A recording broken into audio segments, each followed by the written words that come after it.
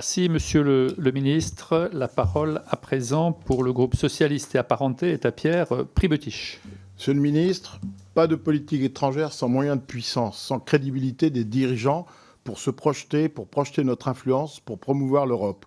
Une diplomatie efficace, vous le savez, repose sur un pays puissant, une forte cohésion sociale, des finances publiques saines, alors que le quoi qu'il en coûte nous confronte à une alternative douloureuse, soit une thérapie de choc, soit la menace de la tutelle du FMI. Une armée capable, mais surtout un corps diplomatique puissant, alors que sa suppression a affaibli le Quai d'Orsay, le livrant au fait du prince, là où il faisait la fierté et le renom de la France.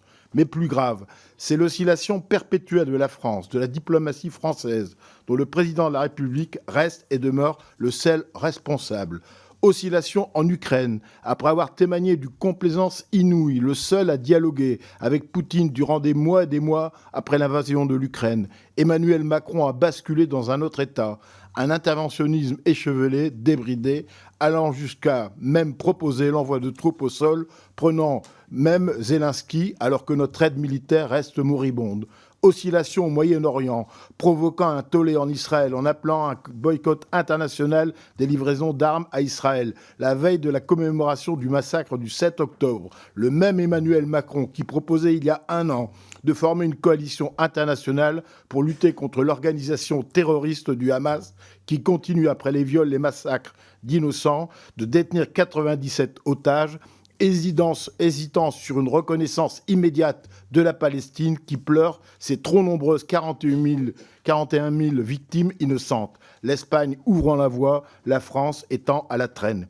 Doute face au choix opéré en Afrique de l'Ouest, où l'on se détourne de la France pour se précipiter dans les bras de la Russie et de la Chine.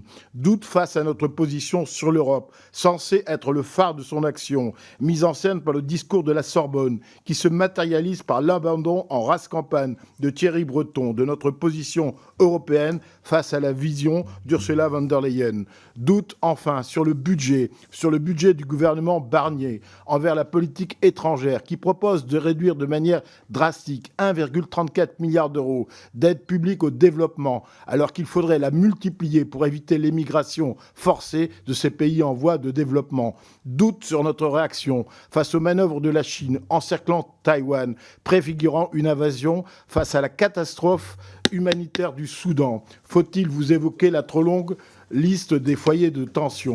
Que comptez-vous, Monsieur le ministre, impulser comme politique pour redonner de la cohérence, que l'action extérieure de la France soit visible, lisible, compréhensible, et non incompréhensible, illisible, donc invisible. Je me permets, au nom du vice-président Dana David, de dire: peut-on compter sur votre détermination pour sanctuariser le budget de France Médias Monde?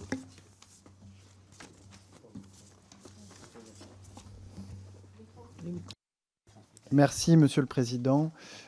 Monsieur le député, beaucoup de questions dans votre question.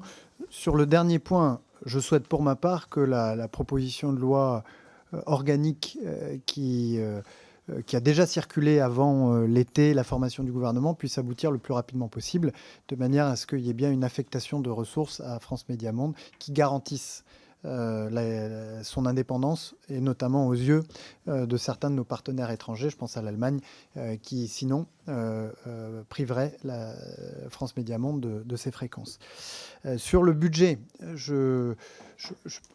vous dire que je me réjouis que le budget du ministère soit en baisse, ça serait évidemment un mensonge.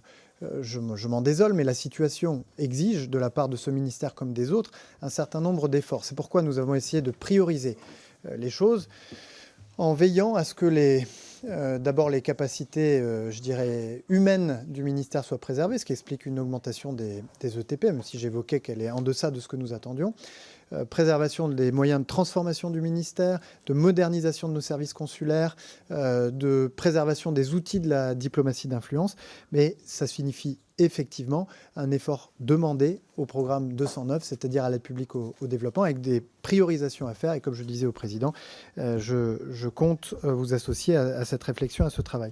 J'aurais peut-être pas le temps de répondre à toutes les questions, ou à toutes les remarques que vous avez faites sur l'oscillation. Je crois que, vous savez, c'est vrai que la voix de la France est souvent et régulièrement attaquée. C'est le cas aujourd'hui au Proche-Orient. Mais pour moi, elle est fidèle à ce qu'elle a toujours été.